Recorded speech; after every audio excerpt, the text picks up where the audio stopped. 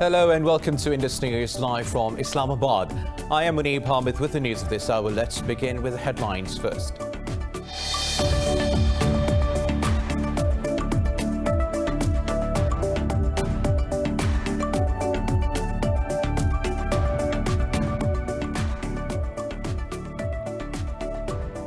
Indian troops have martyred 3 more Kashmiris, raising the toll to 10 in the last 48 hours. The civilians were targeted during a cordon and search operation in Srinagar. Meanwhile, the occupation forces have fired pellet guns and tear gas to disperse Kashmiris participating in a Muharram procession, injuring dozens. The occupied valley has been under New Delhi's crushing curfew and communications blackout for the past 391 days.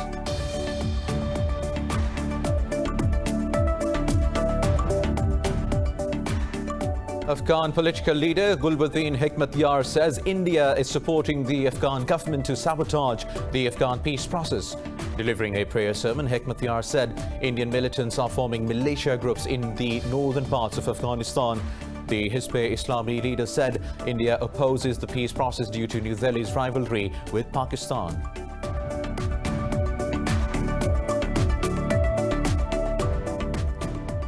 India has registered nearly 79,000 COVID-19 cases overnight, the world's highest single-day surge so far. India's caseload has exceeded 3.5 million with nearly 63,500 deaths. Meanwhile, in Pakistan, 4 people have lost their lives to the virus overnight, taking toll to 6,288 with over 295,000 cases. Globally, the virus has claimed over 842,000 lives while infecting nearly 25 million.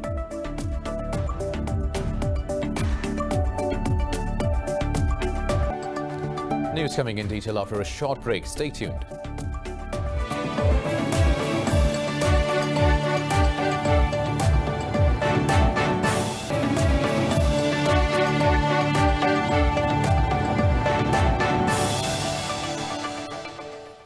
Welcome back now for the news in detail.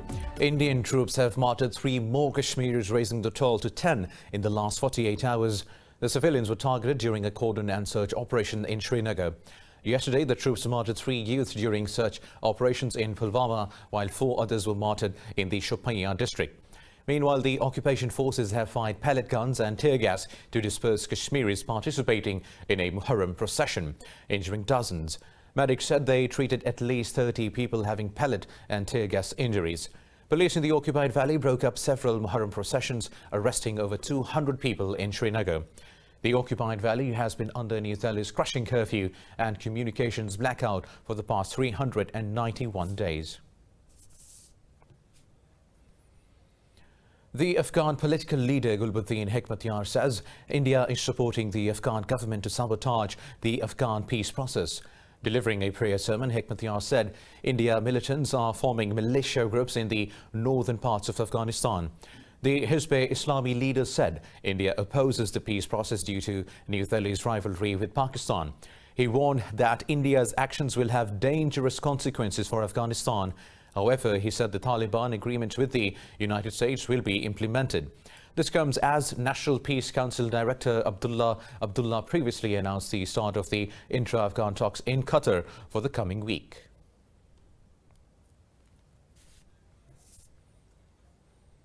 Meanwhile, India has registered nearly 79,000 COVID-19 cases overnight, the world's highest single-day surge so far.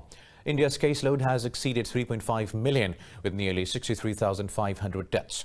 Globally, the virus has claimed over 842,000 lives, while infecting nearly 25 million. This report has more details.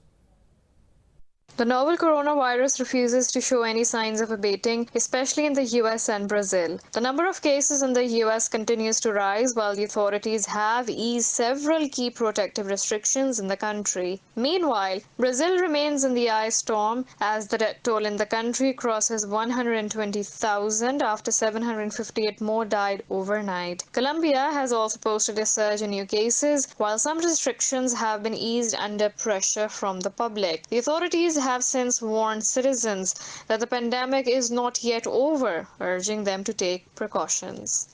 Colombia is currently in first and second place with Chile in the Latin America that does more tests per 1 million inhabitants. When we do more tests, we have more cases. But screenings are just the tip of the iceberg because people are becoming asymptomatic. So people with symptoms already have a 30% coronavirus positivity rate, but those with mild to moderate symptoms are also tested as well as those without symptoms who can also spread the disease.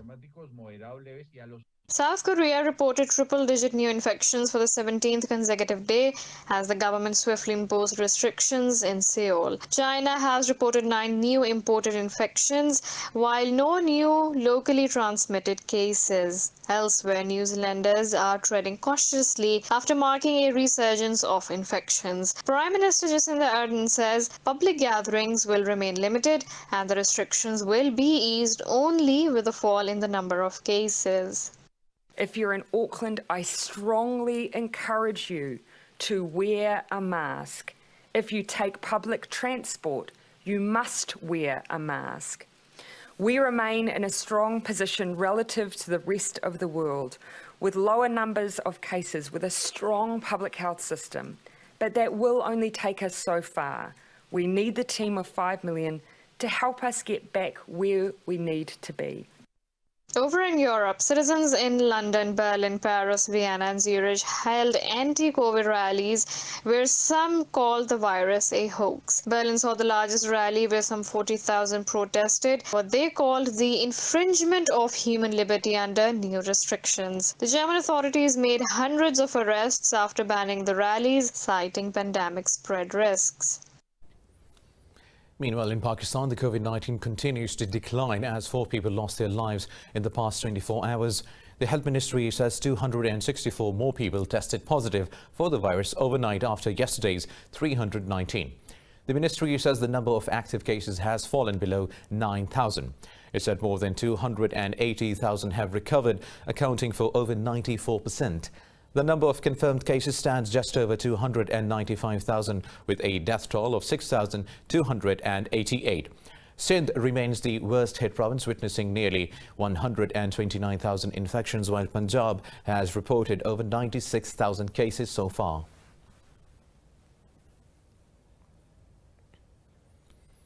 Moving on now, the week-long negotiations in Geneva aimed at drafting a new constitution for Syria have ended with an agreement to meet for further talks. UN Special Envoy for Syria, Geir Pedersen, said the talks were challenging, but the 45-member Constitutional Committee engaged in substantive negotiations. Pedersen said a ceasefire brokered in March by Turkey and Russia in northwest Idlib continues despite violations. The opposition co-chair of the committee, Hadi al-Bahra, says a nationwide ceasefire is essential to revive the country's political process. The UN-led committee met for the 3rd time after a break over COVID-19 following 3 members testing positive. A date for the next meeting is yet to be announced.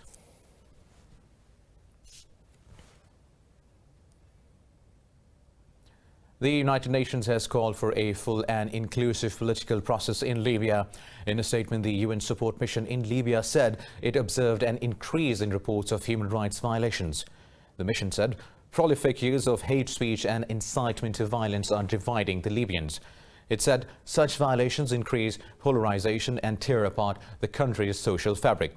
Earlier, the US lauded its close partnership with Libyan Prime Minister Fayez al-Sarraj. In a tweet, the U.S. Embassy called for cooperation in the interest of providing good governance to the Libyan people. Meanwhile, the government in Tripoli has appointed a new defense minister and army chief after protests against poor public services and living conditions. Meanwhile, thousands of Israelis protest in Jerusalem against Prime Minister Benjamin Netanyahu, decrying his corruption and handling of the pandemic. A large crowd marched in the streets outside Netanyahu's official residence, calling for his resignation. The demonstrations against the Prime Minister have been going for several months, with police accused of using force against the protesters. Israelis say they want to put an end to what they believe is a criminal government. I'm here because I feel we have a corrupt and incompetent government and Prime Minister and political discourse that's very dividing, divisive and hateful. and we're led by criminals, and we want to put an end to it and make a difference. Well, the Prime Minister has condemned the demonstrations, accusing protesters of trampling democracy and the Israeli media of encouraging them. Now, moving on, Muslims around the globe are taking part in the largest religious mourning processions. The day marks the martyrdom of Prophet Muhammad's grandson Imam Hussein in the Battle of Karbala in southern Iraq. Hundreds of thousands of pilgrims from the world head to Karbala at Imam Hussein's shrine to mark the Ashura. This year, amid the coronavirus pandemic, the scaled-back gatherings will be held while taking the necessary precautions. The Muharram commemoration symbolized the eternal and unwavering stance of truth against falsehood. It represents humanity's struggle against injustice, tyranny and oppression, for which Imam Hussein sacrificed himself and his family.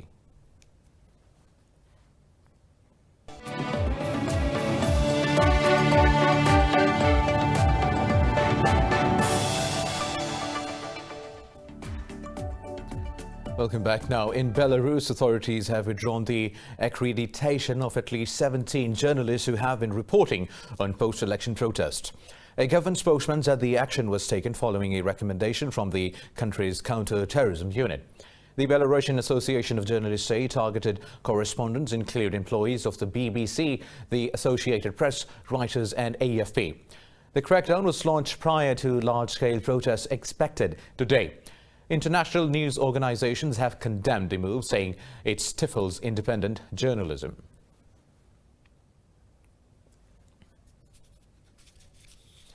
Azerbaijan has accused Russia of supplying weapons to Armenia since a clash between the two former Soviet republics in July. An Azeri presidential aide says Moscow also sent its strategic airlifters towards Armenia after the 17th of July. Russia told Azerbaijan those transport aircraft for carrying building materials. But Azerbaijan's presidential office says Baku is not satisfied with this answer. Over a dozen Armenian and Azeri soldiers were killed in July at the border between the two countries. Russia has a military base in Armenia and considers it a strategic partner in the South Caucasus region.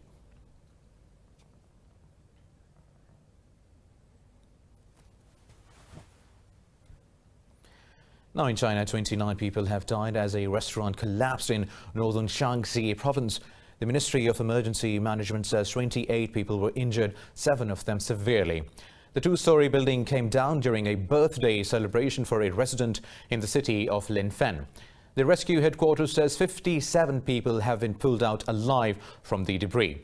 The Work Safety Committee of State Council says it has launched a probe into the incident. There was no immediate word on what caused the collapse.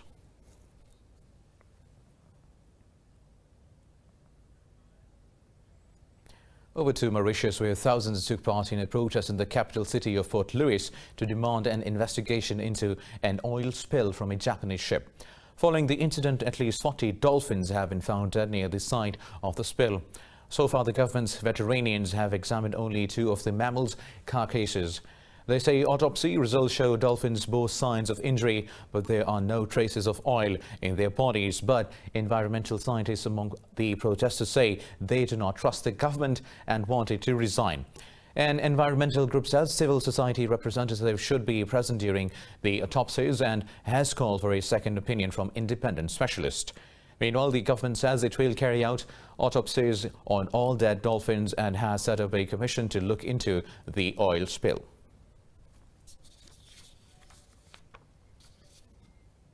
China's autonomous region, Tibet, has been found at the forefront of the country's efforts to promote green development. China has made remarkable advancement in the conservation of the ecosystem over the past 5 years. This report has more details. China has stepped up protection of Tibet's natural resources such as grasslands, wetlands and forests. In Lhasa city, the area of water bodies in the Lalu Wetland National Nature Reserve has been expanded around 30%. This increased the number of migratory birds to over 15,000. The efforts resulted in the steady growth of Yunhai snub-nosed monkey, a severely endangered species. The steps to protect the ecosystem have greatly improved people's well-being. We have felt continued improvement in the sanitation, ecology, and infrastructure in the Lalu Wetland Reserve whenever we come for a walk and fresh air. The environment is better and our sense of happiness is stronger.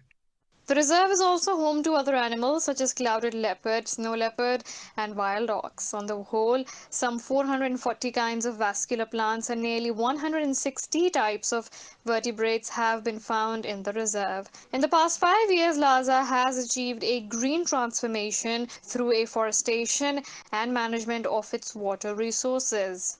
大家最关心的 We've connected the Potala Palace and the Norbulinka Palace to World Cultural Heritage Sites through the expansion of our river system, which covers a combined 72.24 kilometers with the newly added 36-kilometer long water bodies measuring 26 hectares in total.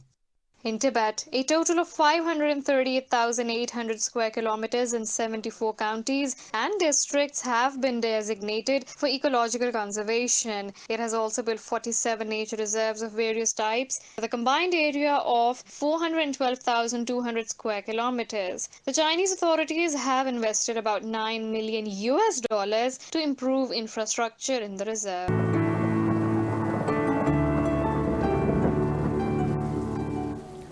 And now let's have a look at the weather updates across the globe.